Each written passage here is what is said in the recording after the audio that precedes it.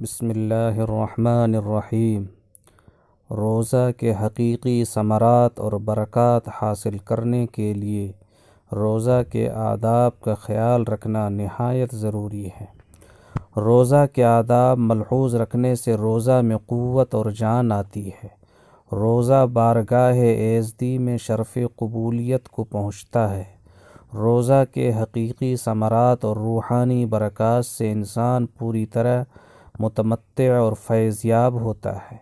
اس کے برخلاف جو انسان روزہ کے آداب کا خیال نہیں رکھتا تو وہ روزہ کے انوار و برکات سے محروم رہتا ہے اور بجز بھوکا پیاسا رہنے کے اسے کچھ حاصل نہیں ہوتا۔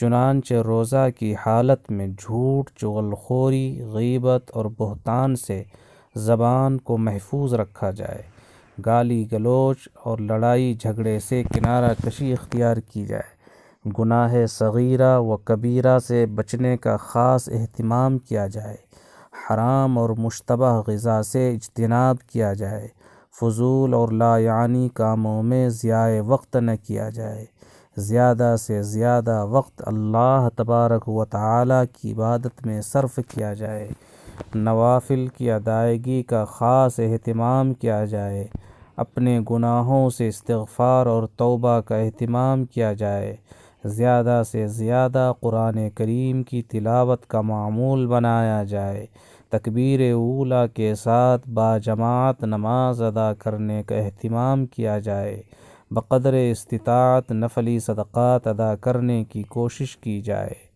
انسان اگر رمضان المبارک کے مہینہ میں ان چیزوں کا اہتمام کرے تو انشاءاللہ اسے روزہ کے حقیقی ثمرات اور روحانی برکات حاصل ہوں گے۔ روزہ کی وجہ سے زندگی میں صالح انقلاب آئے گا، تقوی و پرہیزگاری سے صفحہ حیات روشن ہوگا، اللہ تبارک و تعالی کی عبادت و بندگی سے حلاوت و چاشنی محسوس ہوگی، تضرع و انابت اللہ سے دل کی کھیتی سرسبز و شاداب ہوگی، نفسانی خواہشات کی جکڑ بندیوں سے آزادی نصیب ہوگی، شیطانی اور دجالی قوتوں سے لوہا لینے کی طاقت حاصل ہوگی۔ اس طرح سے مسلمان اپنی عظمت رفتہ اور کھوئے ہوئے وقار کو بحال کر سکتے ہیں۔ اللہ تبارک و تعالی سے دعا ہے کہ ہمیں رمضان المبارک کی صحیح قدردانی کی توفیق نصیب فرمائے، اس عظیم ماہ کی سعادت و برکات سے فیض یاب فرمائے، آمین ثم آمین۔